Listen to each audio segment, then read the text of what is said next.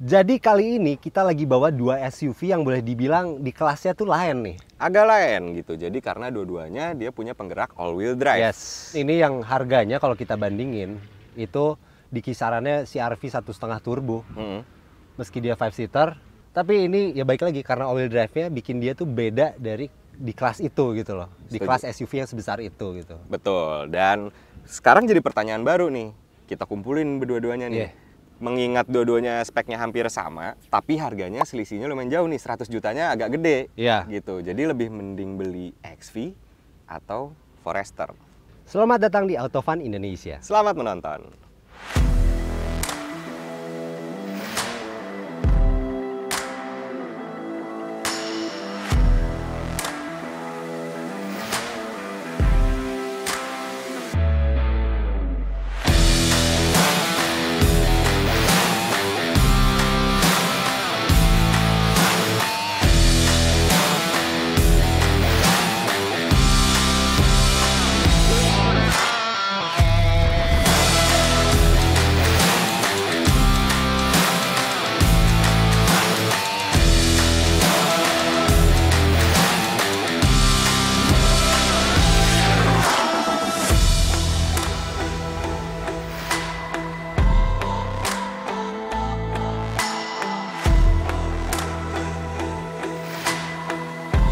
Jadi disclaimer dulu, dua model ini yang kita bawa merupakan tipe terendah di model masing-masing ya. Betul. Yang gua bawa ini Forester 20L, harganya 579,5 juta. Nah, kalau yang XV ini tipe terendah non eyesight itu 450 juta alias sepantarnya kayak HR-V SE. Tapi selisih dua ini 100 juta nih. 100 juta lebih dong.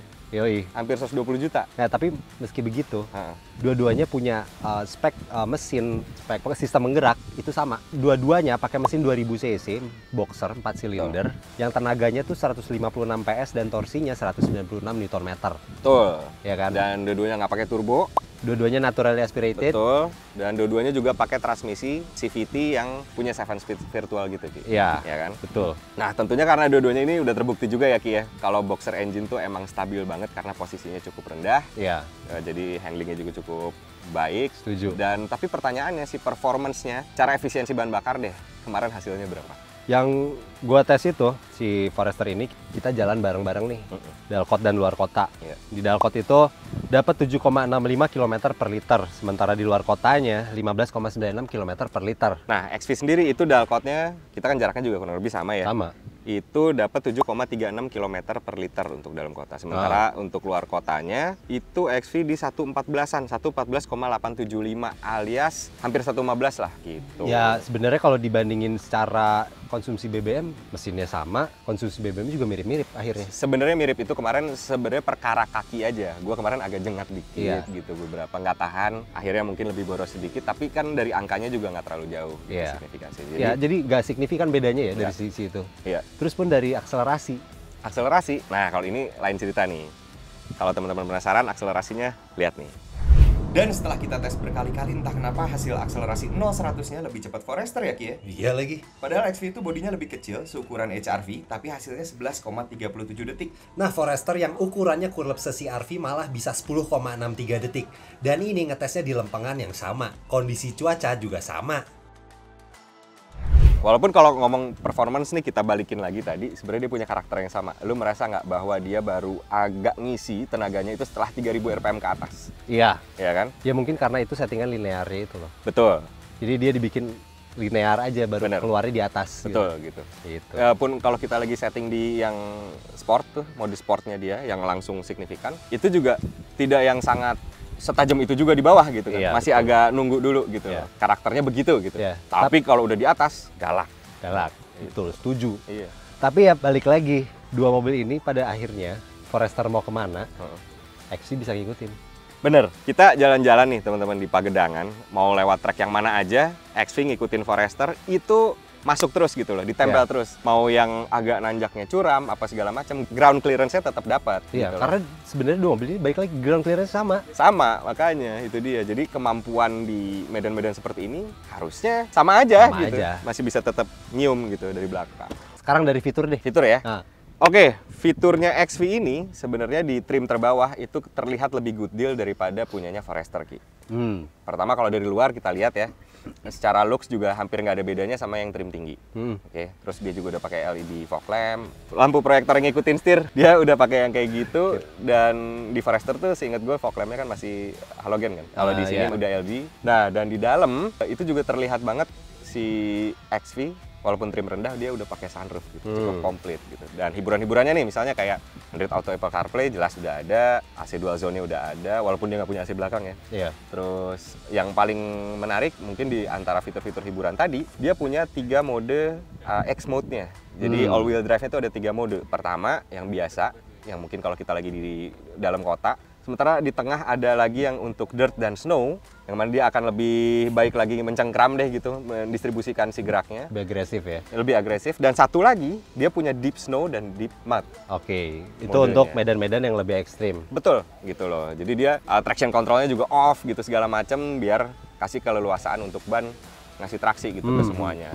Kalau di Forester gimana? Di Forester tuh sebetulnya cenderung, ya kalau bisa dibilang sih ini fair lah di kelasnya. Oke. Cukup fair, nggak canggih-canggih amat, nggak mewah-mewah amat, tapi fair aja gitu. Karena dia kayak belum ada leather seat, terus nggak ada sunroof, dan balik lagi ini belum ada EyeSight yang kalau di Honda mah sebutnya Honda Sensing atau Toyota Safety Sense. Ini nggak ada gitu. Jadi cenderung biasa, tapi lengkap-lengkap juga. Iya, betul. Electric seat dapat, memori 1, memori 2. Jadi electric seat with memory untuk sisi pengemudi. Si head unitnya udah lengkap dengan Android Auto, Apple CarPlay. Soketnya banyak, colokannya banyak, ada AC belakang juga. Meski dia pada akhirnya 5-seater sih. Iya, pada akhirnya sama aja dia 5-seater juga. Sorry, lampunya juga lampu yang itu tuh. Yang kiri kanan, kiri kanan kiri. Iya, yang ikutin setir. Dan anyway juga ini udah electric seat walaupun baru di kanan doang Ki. Nah, kalau ini kiri juga ada. Kiri juga ada, bener. Tapi nggak memori yang kiri ya. Ya, yang kiri apalagi ini nggak ada memorinya. Gitu. Tapi balik lagi nih, yang jadi pertanyaan awal. Ketika XV fiturnya lebih banyak, terus basic mesinnya juga sama dengan Forester. Meski dia lebih kecil, apakah cukup dengan XV menurut lo? Belum tentu. Oke, kenapa gue bisa bilang belum tentu XV memang lebih worth it daripada Forester? Karena pada kenyataannya ketika teman-teman nyobain itu rasanya beda banget. Itu yang gue rasain ya, dan gue sadar betul karena gue awal-awal kan pakainya XV. Dari ngambil, jalan-jalan apa segala macam, terus pas turun kita berdua, kaku ya suspensinya gitu. Oh iya, gue bilang gitu kan. Terus ketika kita switching, gue merasa malah Forester ini malah empuk gitu. Karena ternyata XV jauh lebih keras-keras lah gitu feel-nya. Firm banget ketimbang Forester gitu loh. Jadi gini, gua nggak bisa bilang bahwa suspensinya adalah keras murahan. Setuju. Kerasnya keras premium gitu, stiff. Iya. Memang karakternya stiff. Tapi dua-duanya ya stiff. Tapi baru ketika ngajar speed trap atau rebound yang cepat gitu, ngeredamnya enak. Enak. Tapi ketika di bawah jalan bergelombang di kecepatan yang biasa-biasa aja. Betul. Ini mobil dua-duanya sebenarnya agak keras sih, agak tergoncang gitu. Betul. Tapi yang dibilang tergoncang tadi, goncangan tadi jauh lebih tereduksi di Forester gitu loh. Jadi karena ini suspensinya Steve itu kan jelas dia mau ngejar handling juga lah. Dia pengen juara gitu di handlingnya. Dan gua akuin gak ada lawannya untuk kelas mobil ini dua-duanya. Iya sih, handlingnya ya. Handlingnya 2 jempol. Sip banget nih, 2 mobil handlingnya top lah. Betul, tapi memang kalau ngomong kakunya lagi tadi, itu jauh lebih terobati di Forester. Jadi ada sisi comfortnya gitu loh, dari mulai pengendalian setir, bangku-bangkunya bahkan kusionnya juga lebih terasa empuk di sini ketimbang di XV menurut gua gitu loh. Yang mana ini rasanya agak deng keras gitu. Setuju sih gua dengan itu. Karena feel si XV jatuhnya kalau boleh dibilang ya kerasa cheap gitu. Ada kelas di bawahnya lah gitu. Betul, satu level di bawahnya. Signifikan gitu kerasanya itu di bawahnya Forester dari sisi feel bantingan, terus feel kendali setirnya. Dia bener kerasa di bawah Forester gitu. Betul. Tapi gue tetap sih ini balik lagi impress sih. Dua-duanya gue impress. Dua-duanya sama mobil ini gue impress. Impress dengan handlingnya. Dan ini mungkin untuk mempermudah teman-teman juga ya, gambaran seperti apa rasanya XV, seperti apa rasanya Forester. XV itu agak rasa sports sedan gitu. Oke, ya kan? Benar. Dari posisi mengemudi, CX-V itu rasanya tuh cenderung rendah dan rendah-rendah sporty. Betul, betul.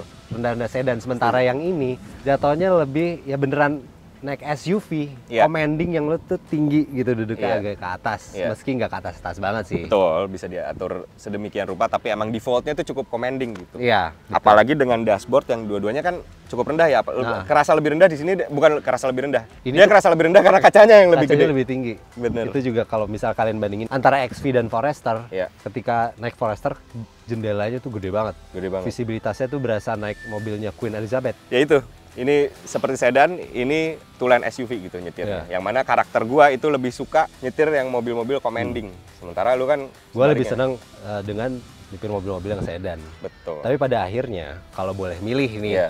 andaikan nih dengan budget untuk beli Forester atau beli XV pertimbangannya, gue sih akan lebih ke Forester ya, Sama. meski trim bawah gitu. Betul. Karena ya itu visibilitasnya oke, bantingannya lebih nyaman. Iya, Terus balik lagi ini SUV yang unik gitu, betul. naiknya tinggi, tapi pas dibawa belok rata, Rata. Kayak robot gedek gitu kalau belok. beloknya gini, Dia rata gitu. gitu. Nggak gini gitu ya. Agak tinggal tiba-tiba ke bawah aja Iya, gitu loh. setuju. Nurut. Tapi balik lagi ini pilihannya ke teman-teman suka yang mana. Kalau kira-kira emang udah cukup dengan feel crossover yang sporty kayak sedan, nyetirnya stiff-stiffnya suka, ya Iya. XV itu sangat cukup. Pun dimensinya kompak. Dimensinya kompak gitu loh. Dan jangan lupa fitur XV kalau kita bandingin tipe bawah dan tipe bawah di sini Iya, lebih banyak, lebih gotil.